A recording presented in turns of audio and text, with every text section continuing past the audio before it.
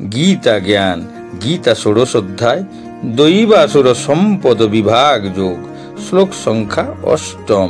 এই শ্লোকের সম্পূর্ণ বিস্তারিত ব্যাখ্যা। সত্যম প্রতিষ্ঠং তে জগদাহুরনিঃসরম অপরস্পর সম্ভূতং কিমন্নত কামহৈতুকম। আসুরিক স্বভাব বিশিষ্ট ব্যক্তিরা বলে যে এই জগৎ মিথ্যা, অবলম্বনহীন ও ঈশ্বর শূন্য। কামবশত এই জগৎ উৎপন্ন হয়েছে এবং কাম ছাড়া আর অন্য কোনো কারণ নেই। আসুরিক ভাবাপন্ন মানুষেরা মনে করে যে এই জগৎটি অলীক, এর পেছনে কোনো কার্যকারণ নেই, এর কোনো নিয়ন্তা নেই, কোনো উদ্দেশ্য নেই, সবকিছুই মিথ্যা। তারা বলে যে ঘটনাচক্রে জড় পদার্থের ক্রিয়া ও প্রতিক্রিয়ার ফলে এই বিশ্ব ব্রহ্মাণ্ড প্রকাশিত হয়েছে। কোনো বিশেষ উদ্দেশ্য নিয়ে ভগবান এই জড় জগৎ সৃষ্টি করেছেন তা তারা মনে করে না। তাদের মত অনুসারে সব কিছুই শূন্য এবং যা কিছুরই অস্তিত্বের প্রকাশ দেখা যায় তা কেবল আমাদের উপলব্ধির ভ্রম। তারা স্থির নিশ্চিতভাবে ধরে নিয়েছে যে এই বৈচিত্র্যময় সমস্ত প্রকাশ এক অজ্ঞানতাজনিত ভ্রম। ঠিক যেমন স্বপ্নে আমরা অনেক কিছু করতে পারি, প্রকৃতপক্ষে যার কোনো অস্তিত্ব নেই। অনৈতিক আচরণ থেকে দূরে থাকার দুটি উপায় রয়েছে।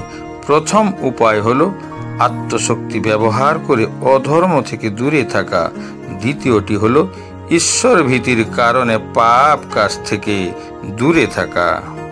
শুধুমাত্র ইচ্ছা শক্তির ভিত্তিতে খুবই কম লোক পাওয়া যাবে যাদের কিনা পাপ কাজ থেকে বিরত থাকার ক্ষমতা রয়েছে। অধিকাংশ মানুষ শাস্তির ভয়ে খারাপ কাজ থেকে দূরে থাকে। উদাহরণস্বরূপ, যখন গাড়ির ড্রাইভাররা জানতে পারে যে একটি পুলিশের মোবাইল ভ্যান একটি জাতীয় সড়কে পার্ক করা রয়েছে, তখন তারা অবিলম্বে অনুমোদিত গতি অনুসারে তাদের গাড়ির গতিবেগ কমিয়ে দেয়। কিন্তু যখন তারা দেখে যে রাস্তার ধারে কোনো পুলিশের মোবাইল ভ্যান পার্ক করা নেই এবং ধরা পড়ার কোনো ঝুঁকি নেই, তখন তারা গাড়ির গতিবেগ বাড়িয়ে দ্রুত গতিতে বেরিয়ে যেতে দ্বিধাবোধ করে না। একইভাবে ঈশ্বরের প্রতি বিশ্বাস থাকলে তাঁর ভয়ে আমরা অনৈতিক কাজ করার থেকে রক্ষা পাব। পক্ষান্তরে যদি আমরা ঈশ্বরকে বিশ্বাস না করি, তাহলেও তাঁর সমস্ত আইন কানুন আমাদের জন্য প্রযোজ্য হবে। আমাদেরকে আমাদের খারাপ আচরণের ফল অবশ্যই ভোগ করতে হবে। আসুরিক প্রকৃতির লোকেরা ভগবানের আদেশ এবং আচরণের নিয়ম নীতি মানে না, যা ঈশ্বরকে বিশ্বাসের স্বাভাবিক নীতি থেকেও দূরে থাকে। বিপরীতে তারা এই অভিমত পোষণ করে যে ঈশ্বর নেই এবং তার কোনো অস্তিত্বও নেই। তারা প্রচার করে যে পৃথিবীতে নৈতিক শৃঙ্খলার কোনো ভিত্তি নেই। তারা বিগ ব্যাং থিওরি প্রচার করে, যা তাদের ধারণা অনুযায়ী পৃথিবী শূন্য সময়ে আকস্মিক বিস্ফোরণের মাধ্যমে সৃষ্টি হয়েছে, তাই পৃথিবীতে ঈশ্বরও নেই।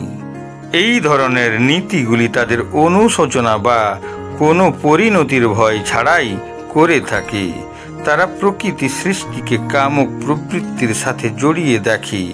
ইন্দ্রিয় তৃপ্তির বিভিন্ন ভোগের মধ্যে তারা যৌন সম্পর্ককেই জীব সৃষ্টির সবচেয়ে শক্তিশালী প্রমাণ বলে মনে করে। এর কারণে তাদের যুক্তি হলো যে শারীরিক যৌন মিলনের দ্বারাই সকল জীবের সৃষ্টি হয়েছে, তাই জীব সৃষ্টির মূল কারণ কাম, কাম ছাড়া আর অন্য কোনো কারণ নেই। শারীরিক ক্ষেত্র হলো আধ্যাত্মিক জগতের একটি বিকৃত প্রতিফলন। আধ্যাত্মিক জগতে ঐশ্বরিক প্রেম, মুক্ত আত্মার কর্মের ভিত্তি এবং ঈশ্বরের সাথে আত্মার সাক্ষাৎ, কিন্তু এর বিকৃত প্রতিফলন যৌন লালসা।